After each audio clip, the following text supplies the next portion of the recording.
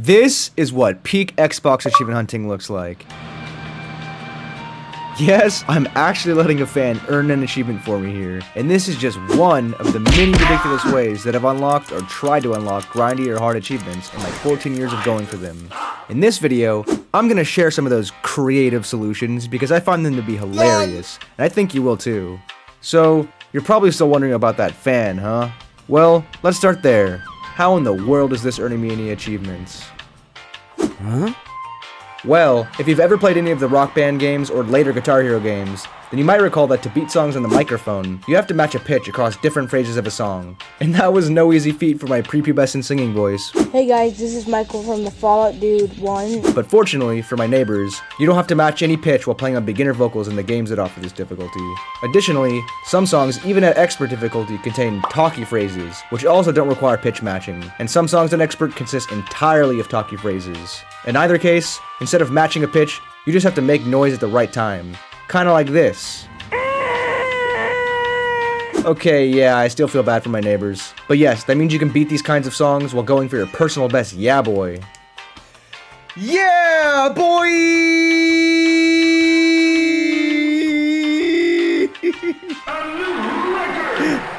But did you guys know that other things can make noise too? Years ago, some guy who probably was high beyond comprehension discovered one weird trick that vocalists hate by putting a fan up to a Guitar Hero mic, and the rest is history. When I discovered this tactic, I absolutely abused it wherever I could, and these games are ripe with opportunities to take advantage of this method. Need to 100% a song on expert vocals but can't sing if your life depended on it?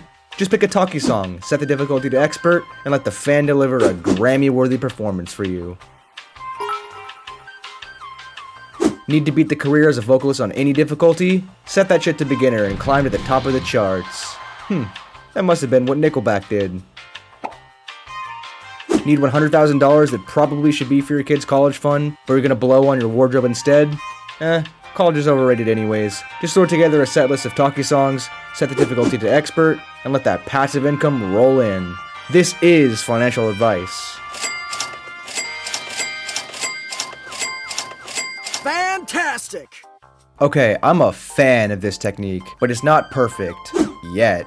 For the achievements where you have to grind out money, you have to manually restart the setlist every time it finishes. And for the close to the edge achievement in Rock Band 2, this wasn't too much of a hassle. The talkie-only setlist runs about 16 minutes, and so it gave me a big enough break to reflect on my questionable life choices.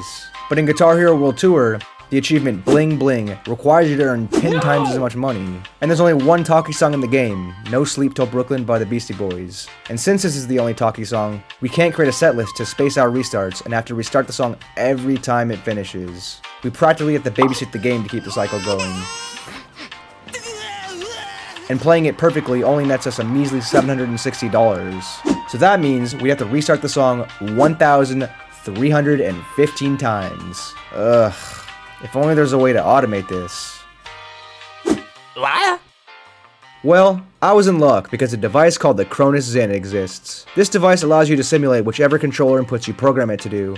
And being a programmer for my day job, I did what I do best, and I copied other people's code and prayed it would work for me. There's a library where you can download scripts other people have created, and I somehow actually found someone that was as unhinged enough as I was to put together a script for this achievement. Thank you, kind sir. This script, when activated with the click of the right analog stick, selects whatever song you're hovering over, starts it on expert, waits about 4.5 minutes, returns back to the song select menu, and then jumps back to the first step. And this creates an unending loop that will restart the song for you.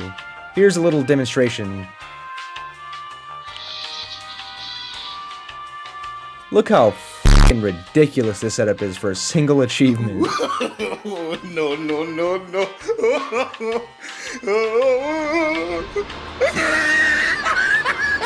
But it gets even more complicated. For some reason, the game's saving feature bugs out randomly, and your save will become corrupted. So several times along the way to $1 million, I had to start all the way over from zero because of this bug. And so to fix this, I would periodically back up my save to a USB drive, and then I'd let the script run for several hours. If the save file was still good, I would back up the progress. But if it got corrupted, I would just wipe it and then reload my previous save from the USB drive. By brute forcing this tactic, I was eventually able to reach $1 million. Judge me if you will, but this Frankenstein of a solution saved me over 100 hours of grinding, assuming I played perfectly on expert every time and the game didn't randomly wipe my progress along the way, and this time saved allowed me to waste my life in other ways. But this system is useless for some vocal achievements, particularly ones where we actually have to match a pitch. For example, for the Golden Voice achievement in Guitar Hero Smash Hits, we have to score 95% or greater on the song Killer Queen on expert vocals. And even though I know the song by heart, this was extremely challenging to pull off. I'm a gamer, not a singer, so what the hell was I gonna do?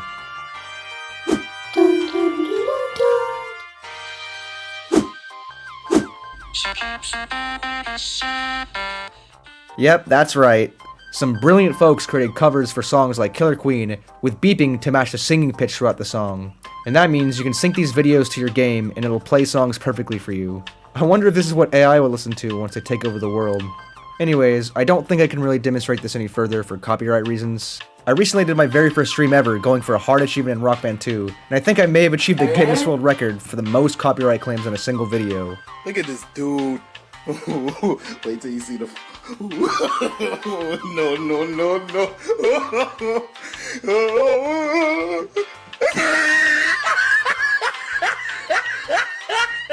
But take my word for it, this method works. Well, it looks like we have vocals covered on these rhythm games, but what about the other instruments? In Guitar Hero 3, for example, you have to beat the career with Lefty Flip turned on and off for the Hendrix Reborn achievement. I wasn't about to learn how to become ambidextrous for a single achievement. So I had to reflect on that one a bit, but eventually I sorted that one out. But there was another achievement in Guitar Hero 3 that I had to pull off some even more ridiculous shenanigans for. For the Inhuman achievement... Nice. You have to beat the song through the fire and flames on expert difficulty. This song is infamously difficult to beat, and the intro in particular is just bonkers. No way! How the hell am I gonna get past this? The trick to this section is that you have to use hammer-ons and pull-offs, a set of techniques in the game where you only have to strum the first note in a sequence of notes that are close together, and then without strumming, you can hit the rest of the notes in the sequence by just pressing or releasing the fret buttons. And believe it or not, there actually is a pattern buried in this complete clusterfuck of notes. If you look closely, you can see that we're alternating back and forth from the green notes, and so we can take advantage of pull-offs to hit these. And because of this, we can use a hilarious trick to get through the fire and flames that is this intro. I learned that you can put a rubber band over the green note to hold down, and this allows you to just focus on tapping the last 4 notes. If you release those 4 notes quick enough, this causes the green note to be hit as a pull-off. There's no getting around the difficulty of the rest of the song, but at the very least, this makes the intro actually doable. And after a lot of failed attempts, I finally got it done. Victory. So as you can tell, I've done some pretty ridiculous things to get achievements in rhythm games over the years. But rhythm games aren't the only ones that I've gone full Inspector Gadget mode in while trying to achievement hunt. In all my years of gaming, nothing has intimidated me more than the sheer skill needed to complete the achievements in Hardcore Uprising, a brutally hard shoot-'em-up side-scroller similar to Contra. One of the achievements, I'll Make Them Pay, requires you to beat the entire game without dying. Oh God! And even playing as the easier characters, it still only takes 3 hits to die, and healing items are far and few between. But what's even worse is that when you get hit, you lose your weapon power-ups. You rely pretty heavily on these in the game to deal with the swarm of enemies coming at you, because your base gun is basically a pea shooter. So in essence, you need to avoid getting hit the entire game and not just avoid dying. I was struggling really hard to get past the first level without getting hit, and so I was just losing hope quickly. But in my desperation, I suddenly came up with a pretty interesting solution that restored my hope at the time. So not only can you program your controller by writing a script for the Cronus Zin, but you can also use the Zin's Max Rec feature to record your inputs for a period of time and then play them back later. I noticed that before the start of each level, you have to press the A button to initiate it. And because of this pause between levels, I came up with the promising idea to try and record perfect attempts of each level individually, and then play back the individual runs in a sequence to create the perfect run of the game. I knew that after beating the first level perfectly, I would have a certain set of power-ups going into the start of the second level, and each level after that. And normally, using level select starts with the base gun, but you can actually activate cheats that'll spawn you with certain weapon power-ups. And so this would enable me to record runs of later levels with a consistent set of gear. While it was by no means going to be easy trying to play each level perfectly, the plan seemed rock solid, and I was looking forward to seeing it come to fruition. So after hours of trying to get the perfect run on the first level recorded, I finally succeeded. but my hopes and dreams were quickly crushed because when I played back my run, my character wasn't doing exactly what I wanted it to. Although to this day I'm not exactly sure what went wrong, I hypothesized that the max rec feature wasn't precise enough to perfectly measure the amount of inputs I was giving it, and that this feature was better suited for simpler inputs. Perhaps my idea could still work, but I just decided that I would have to get good and somehow do it on my own eventually. That might make a good video idea. Speaking of that, 98% of you guys aren't subscribed, so if you want to see me go for something as ridiculous as this, make sure to subscribe and hit that notification bell. Another game that I had to get good at to get the achievements was Luxor 2, an old puzzle game where chains of colored spheres travel from one end of the level to another, and you have to stop them from reaching the other end by creating matches of 3 or more of one color to destroy them. It sounds simple enough, but this game gets extremely difficult in the later stages, so there was no doubt that I had to become skilled at this game. But the greatest difficulty in terms of the achievements comes from the massive grind to reach the final rank in the game for the Pharaoh of Two Lands achievement. You need 280 million points. And to put that in perspective, that would take you around 200 hours of grinding this game. That sounded like a poor use of my time, and that's saying something coming from me. I just wish someone could do it for me. While the Cronus Zen probably could have done the job here, I didn't own one at the time, and there was a simpler solution available. There's a special game mode that's unlike the normal gameplay, where you just shoot daggers to destroy spheres rather than creating matches. Coincidentally, and extremely luckily for me, all you have to do to shoot daggers and to restart this mode if you fail is to press the A button and no other inputs are needed. This sounds like a perfect job for my turbo controller. This specialized controller has switches at the top, each of which corresponding to a different button, and by activating this bottom left one, this causes the A button to repeatedly fire when it's held down. And so, if we take our handy dandy rubber bandy here, please don't ever let me say that again, and stretch it over the A button, this achievement basically unlocks itself. Hell yeah, I get to do other unproductive things with my time. Fun fact, I've heard a story of some guy that actually built a machine to press the button for him automatically, and you guys thought I was crazy. Anyways, the turbo controller and rubber band method definitely lends itself to situations when one of the A, B, X, or Y buttons needs to be pressed repeatedly, and I can recall a far more elaborate achievement grind where this came in handy for me. Picture this for a moment. It's the year 2020 and you're filled with a mountain of regret because you're stuck playing multiplayer in games that are over a decade old. That's because your 14-year-old self had massive ADHD and popped a couple of achievements in a laundry list of games you played for 5 minutes. And now, since you're an achievement completionist, you're stuck trying to finish all the multiplayer achievements in those games before all the servers shut down and make them unobtainable. But the games are so old that their player bases are non-existent, and so you're left with no choice but to double box.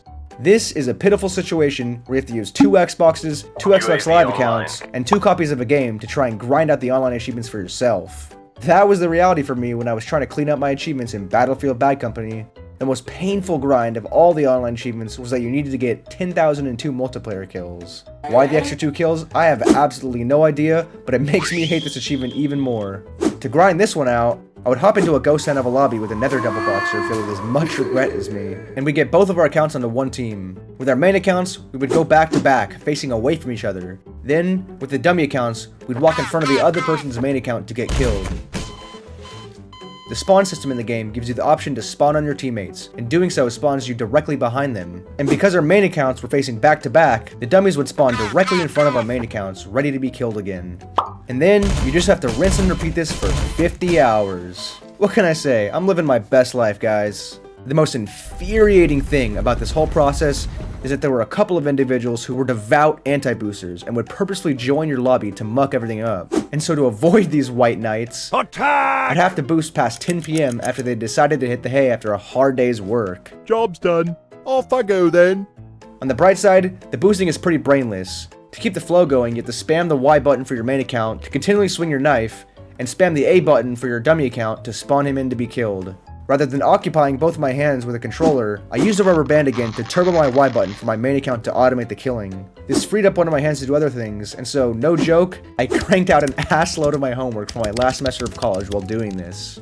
But for this next online achievement grind, I wasn't able to be nearly as productive. Fear 2 is another old game with dead multiplayer where I had to boost the online achievements. And there's an achievement in this game, 4-star General, where you have to earn a ridiculous 1 million XP. To put that in perspective, there's people on the leaderboards that have nearly 70,000 kills and don't have this amount of XP yet. How the actual fuck was I gonna get this achievement without dedicating my life to this game?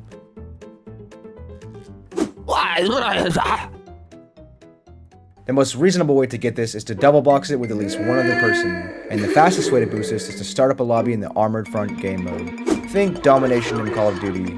You put all the dummy accounts on one team, and the main accounts on another. When the game starts, the teams move to one control point. First, the main accounts move into the control point to capture it and then back out of it. Then, the dummy accounts move into the control point to neutralize it and back out. You get 7 XP for capping and 1 XP for neutralizing. So this is where the benefits of double boxing come in. With your main account, you can just stay in the capping team and not have to worry about swapping roles to even out the points like you would if you were actually boosting with real people. But the downside of double boxing, and what I think makes this method ridiculous, is that with a controller in each hand, you have to simultaneously move your main account and dummy account in opposite directions to keep the flow going. This was easier said than done, considering that I had to stay focused and in a rhythm despite the sheer tedium of this activity. I did this with 3 other double boxers. That's right, 4 people using 8 Xboxes, 8 Xbox Live accounts, and 8 copies of the game in total. The more people you throw at the control point, the faster it gets captured or neutralized, and so my group was boosting as efficiently as possible. Even still, this took me around 70 mind-numbing hours of focused attention to get. Never again. Luckily, this last achievement hunting method I'm going to talk about takes far less effort than any other method I mentioned in the video. Nothing. The most ideal solution for tackling unnecessarily grindy achievements, other than, the developers not putting them in the game to begin with, is idle boosting. This is a situation where you can set up your game in a certain way, such that you can set your controller down and still make progress towards some requirement without any more work on your part.